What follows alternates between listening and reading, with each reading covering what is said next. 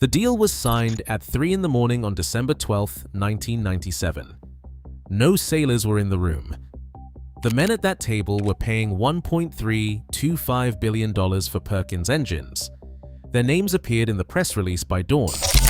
The sailors found out years later when the parts stopped arriving. That is the story of most of the engines on this list. Not a failure of engineering, no defect, no recall, no design flaw anyone could point to. It was a decision made in a boardroom by people the owners of these engines had never heard of, about a market those owners depended on. If you have a Perkins 4.108 sitting under your companionway right now, this video tells you exactly who discontinued it, when, why, and what they paid for the privilege. For the other 6 engines on this list, the answer runs through the same logic: different companies, different decades, identical outcome. Which engine do you own, and when did you first notice the parts getting hard to find? Drop it in the comments. This is the kind of story Yachts and Boats covers every week. Subscribe so you do not miss what comes next. The Perkins 4.108. Marine entered production in the early 1960s. A 4-cylinder diesel, simple, cast iron, cold start reliable, engineered to run for decades without a full rebuild. Owners in the 1970s could pull one apart at the dock with a set of hand tools and a manual they had photocopied from a friend. The 4.108 had no electronics to fail, no proprietary computer to diagnose, no sealed unit requiring a dealer's scanner to reset. When something broke, you could see it, touch it, and fix it before the tide turned. For sailors crossing the Atlantic or working the Pacific, that quality was not a preference. It was a survival requirement. By the 1980s, the engine was out of production at Perkins. A decade later, parts were thinning out. The mechanics who knew the 4.108 were aging out of the trade. And then, in January 1998, the reason for all of it became official. Caterpillar Incorporated had absorbed Perkins Engines, declared itself the world leader in off-highway diesel manufacturing, and redirected the entire Perkins engineering and production capability toward bulldozers, agricultural equipment, and industrial generators. The sailor with the 4.108 had nothing to say about that. He had already committed to the boat. Caterpillar's chairman and chief executive officer, Donald Feitz, stood in front of the press that December and announced that Caterpillar would use its financial, technical, and logistical strengths to accelerate Perkins' product growth through new offerings, new applications, and new technology. Every one of those new applications was in the construction and industrial sector. Caterpillar needed Perkins for off-highway agricultural and mining markets. The company that made the engine in your bilge was now a subsidiary of the world's largest construction equipment manufacturer, and the marine parts question did not appear anywhere in that press release. What happened next took years. Parts that had been available in any chandlery became special order. Special order became custom fabrication. Specialist companies built entire businesses around the gap. Jay Foley at Foley Engines in Worcester, Massachusetts, developed a rebuild program he calls Not Your Father's 4.108, engineering updates that bring a discontinued engine into 21st century use because the demand never went away. Transatlantic Diesels in Virginia built their current operation largely around legacy Perkins support. The sailors kept the 4.108 alive. Caterpillar moved on. The Gardner 6 LW diesel was already gone by then. L. Gardner and Sons was founded in Manchester in 1868. They began engine production in the 1890s. Their LW Marine Diesel series launched in 1931. Designed as a modular, low-revving engine that could run for decades under continuous load. The 6 LW powered Royal Navy trawlers and minesweepers across World War II. The same engine that helped clear German mines from the North Sea in 1943 was being fitted to cruising sailboats 20 years later. Gardner built more than 500,000 engines across its lifetime. Hawker Siddeley acquired the company in 1977. Perkins bought it from Hawker Siddeley in 1986. Then in 1994, a conglomerate called Lucas Verity took over Perkins and immediately closed the Gardner brand. The Barton Hall Motorworks in Patricroft, Manchester, was sold off within months. Lucas Verity's stated reason was emissions compliance costs. Euro 1 standards in force since 1992 had made Gardner's naturally aspirated design too expensive to re-engineer for current regulations. A company that had been building marine diesels since the reign of Queen Victoria ceased production in the mid-1990s, 3 years before Caterpillar finished buying what remained of its corporate lineage. There is a pattern forming here, and it will repeat 5 more times before this video ends. The Universal Atomic 4 was the dominant sailboat auxiliary engine in North America for a generation. Universal Motor Corporation, based in Oshkosh, Wisconsin, was at one point the largest producer of marine engines in the United States. The company built approximately 40,000 Atomic 4s between 1949 and 1984. An estimated 20,000 are still running today.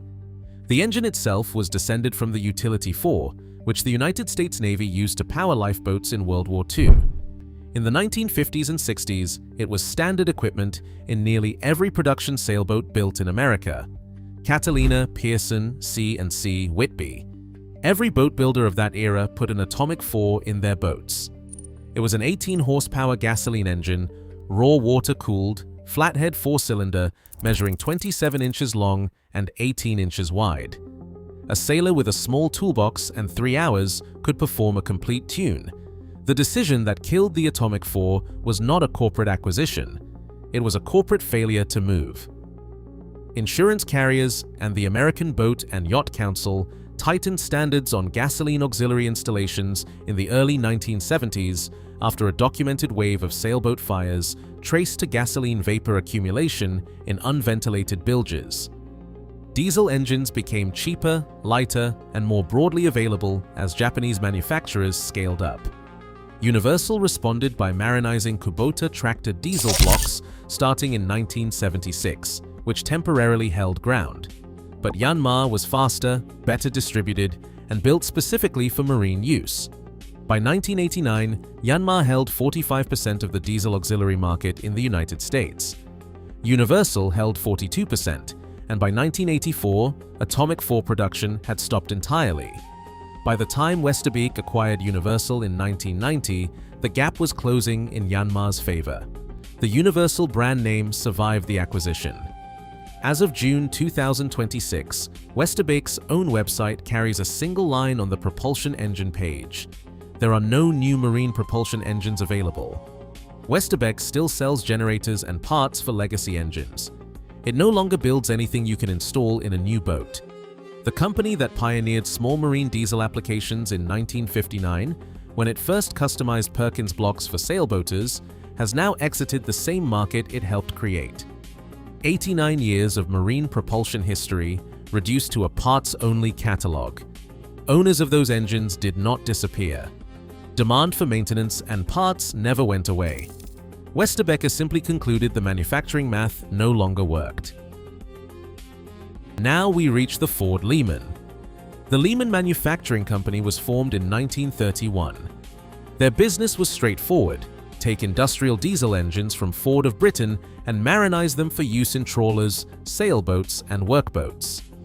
Lehman began buying new Ford 2712E engines from Ford's Industrial Power Products division in 1969 and marinizing them into what became the Lehman 80. The Lehman 120 followed, then the Lehman 135 Super. None of these engines were elegant. They were heavy, loud at low revs, and required a tool set you could buy at a hardware store.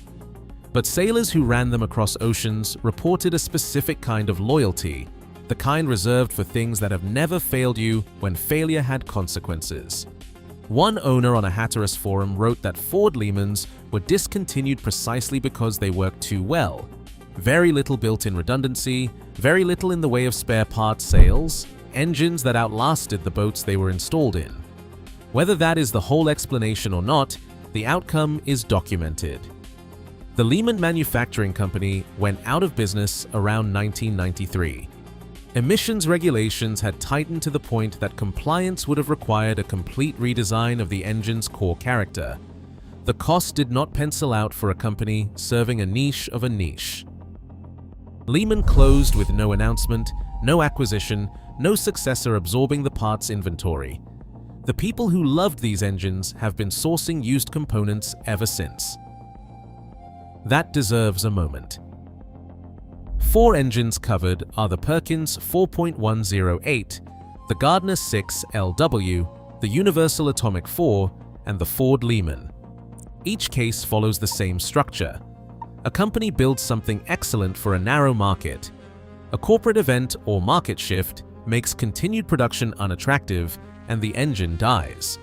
Owners find out by degrees, prices climb first, then availability drops, and eventually the parts stop coming entirely, replaced by independent specialists rebuilding what the factory abandoned.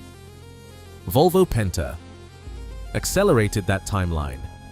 The MD-2, the MD-11, and the MD-17 series, Volvo Penta's original small sailboat diesel lines, were phased out across the 1970s and early 1980s.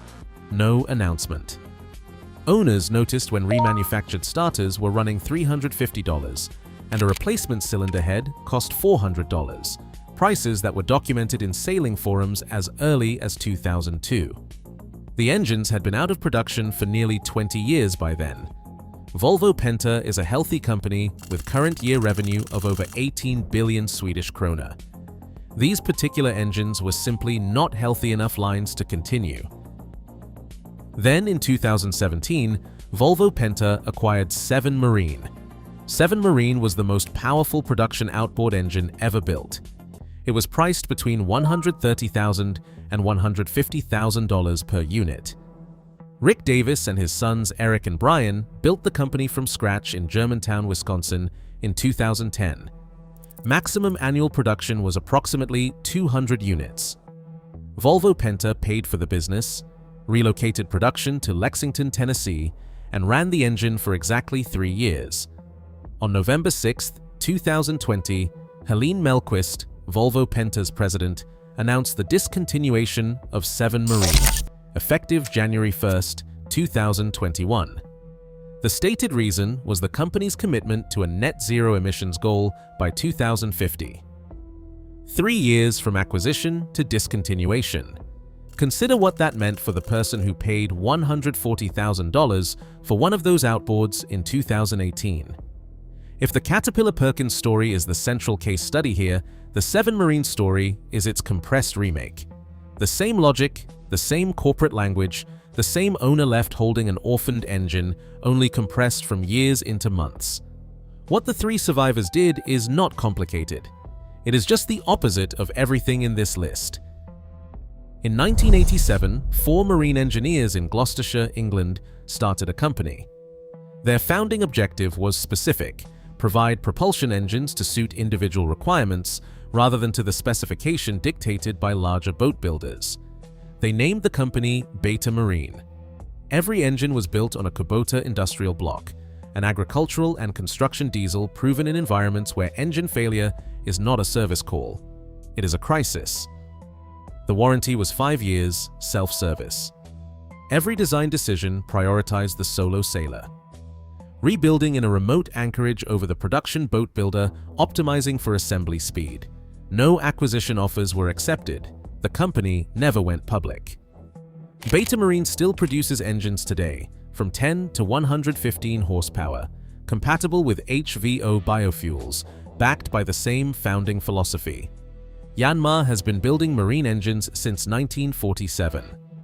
In 1968, 13 years before they dominated the American sailboat auxiliary market, Yanmar became the first diesel engine manufacturer in the world to win the Deming Prize for Total Quality Management.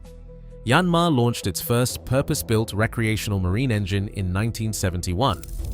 Today, the company operates over 2,000 authorized distributors and dealers across 130 countries. Yanmar has never been acquired by a company whose primary business was something other than engines and has never exited the sailboat auxiliary segment. The business case for continuing was always the same. Sailors buy parts for 30 years after they buy an engine, and those sailors talk to other sailors. SABB Motor was founded near Bergen, Norway in the 1920s. The SABB Type G diesel ran from 1955 to 2002, 24,500 units built across 47 years. When cheaper mass-produced Japanese diesels undercut SABB on price in the recreational sailing market. During the 1980s, SABB did not try to compete at lower margins. They pivoted to lifeboat engines for commercial vessels. Today, SABB is the world's largest supplier of engines for ships' lifeboats. The engine that could not win a price war in a marina is now the engine that maritime law requires aboard every commercial ship crossing the North Atlantic. Those three stories are not luck. Each one represents a specific decision made against the grain of the marine industry's consolidation logic. Beta Marine refused acquisition. Yanmar treated quality management as an operational constraint, not a marketing message. SABB decided that owning one niche completely was worth more than competing at scale and losing. Every engine on this list came from a company that built something good and built it to last. What separated the dead from the living was who got to make the next decision after the founder retired or the balance sheet attracted an offer. For anyone shopping a used sailboat today, the engine under the companionway hatch is a supply chain question as much as a mechanical one. An engine whose manufacturer is a construction equipment subsidiary has a different risk profile than an engine whose manufacturer is still taking calls. Parts for a Perkins 4.108 are sourced from independent specialists, Foley Engines in Worcester, and Transatlantic Diesels in Virginia. Because the factory in Peterborough moved on to bulldozer applications in 1998 and never looked back. A Beta Marine owner buys from the same Gloucestershire factory that built the engine, because that factory never stopped. The ledger does not lie. If this is the kind of forensic work you want more of, subscribe to Yachts and Boats.